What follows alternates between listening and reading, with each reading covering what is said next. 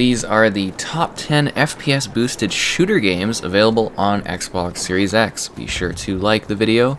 Subscribing is great as well. So diving into the titles, let's go off with Battlefield 1, the classic sort of throwback Battlefield experience running at 120 FPS. You do sacrifice that resolution in order to get that quality, but wow, it feels a lot better to play. And you know what? It still actually looks pretty good, all things considered. It is a beautiful take on this particular era of warfare that is often neglected in favor of World War II action. And yeah, it's got some excellent maps, it's got a full scope battlefield design, it's got the class gameplay, it's got the sense of progression, the breakthroughs, the large operations, the epic action. Yeah, Battlefield 1 absolutely delivers, and it feels so much better to play at a higher frame rate. An insane improvement for this offering. This is Star Wars Battlefront 2, another scenario where the frame rate goes all the way up to 120 FPS, but you do sacrifice some resolution. But once again, DICE was just really rolling at this time when it comes to the visuals, as the game still looks really, really great. Enjoy the differing eras of the Star Wars universe. With a number of Clone Wars maps that did come in a little bit later, you actually do get to really enjoy some of the best and most iconic scenarios and situations within the Star Wars franchise and lore, and enjoy epic battles across a range of basically combative scenarios, whether you are doing some sort of large-scale conquest, or maybe doing some smaller little battles. Even the campaign itself, a lot better. Most shooters are, just at a higher frame rate. And yeah, having under 20 FPS on this through the FPS boost is awesome, as I think it does definitely extend the gameplay and the experience a little bit further, especially when you're going out there blasting your enemies away. This is Gears of War 2 with the FPS boost and also resolution improvement that came alongside that. We've actually got what feels basically like a remaster of Gears. It's kind of amazing. You get the 60 FPS, you get the 4K, it looks clean, it looks clear, it feels very fluid to play. It's got that epic fast-paced action that feels even better and even smoother when you actually get that frame rate going in. And it's nice that the series in general really does provide a consistent visual and a consistent fluidity experience throughout the differing games. But this one I think really does benefit from it, because you get to keep that full resolution quality, the full amount, and you get to have that frame rate at the same time. And it just makes everything from the chainsawing to the shooting, you know, the multiplayer, the single player, the co-op, the horde mode, everything feels better to play, and it, you know, just looks incredible as well, which is fantastic. Which leads me to the next option, Fallout 3, which again feels like a remastering. You're getting the full 4K, you're getting 60 FPS. The shooting is kind of cool and very different for this one. A little bit of a wonky sort of styling to it, but I think the shooting and the movement within Fallout 3 is something that's really cool as you explore this large open world wasteland apocalypse. You get to play in first person for shooting, you get to play in third person for shooting if you choose, you get to enjoy the magic of the VATS, that's right, sync those shots up if you'd like to as you run away from vicious dogs and other monsters. But the whole point of this really was that you do get, you know, the best of both worlds with this FPS boost. It enhances the quality of the visual in the picture, and the frame rate is improved at the same time. And I think that is something that is definitely well appreciated for this option.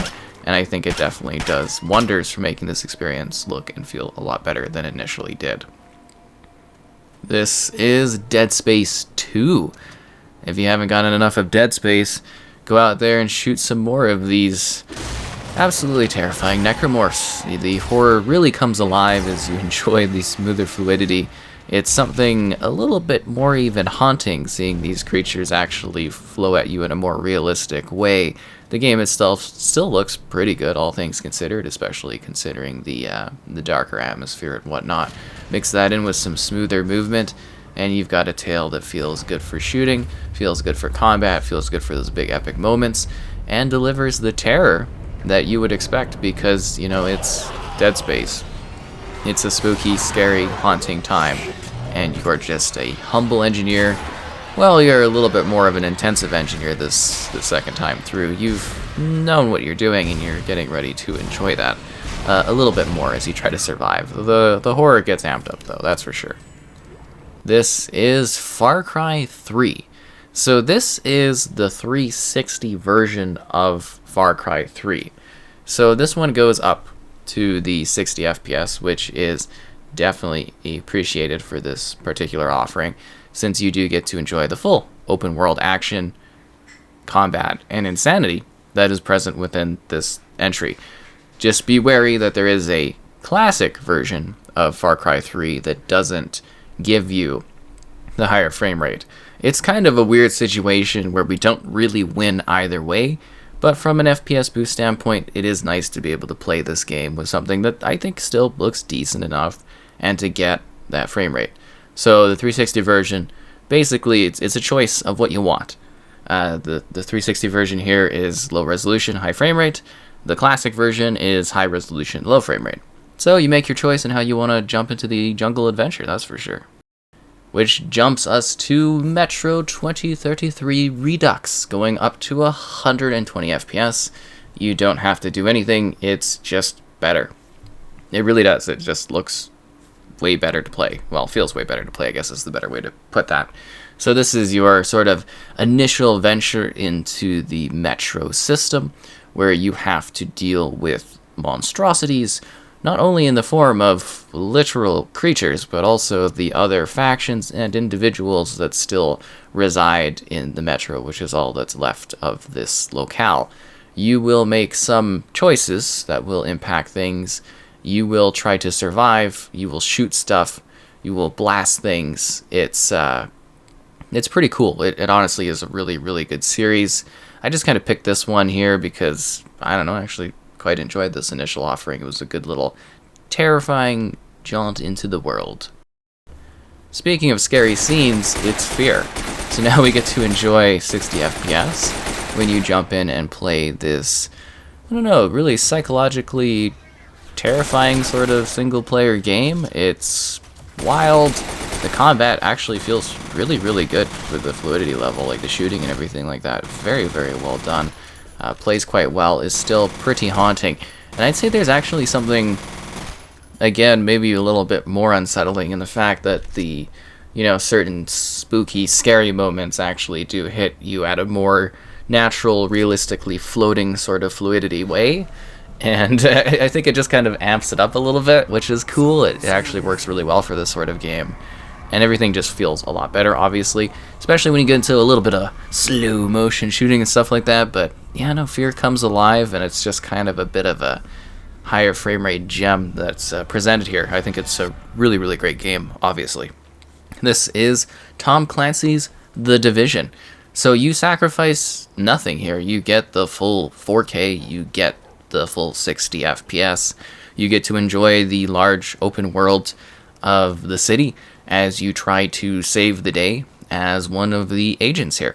You have a range of different skills, a full complete set of content, and it not only visually looks incredible, it also plays fluidity-wise, performance-wise incredible as well.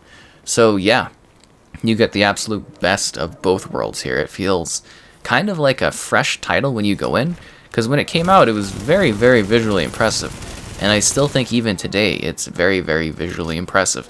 Seriously, and it's just like the fluidity, it just offers this whole other layer on top of all the sponge killing you'll have to do in order to survive and whatnot in the streets. But yeah, this was a very, very well done game. I think they absolutely nailed it, and it's the full package here. This is Titanfall 2. Another one of those ones where if you want the full 120 FPS, you gotta dip things a bit, but yeah, Titanfall 2 feels excellent to play if you're doing the single-player campaign, which is very, very well done. It's great. If you can get the multiplayer going, that's pretty great too.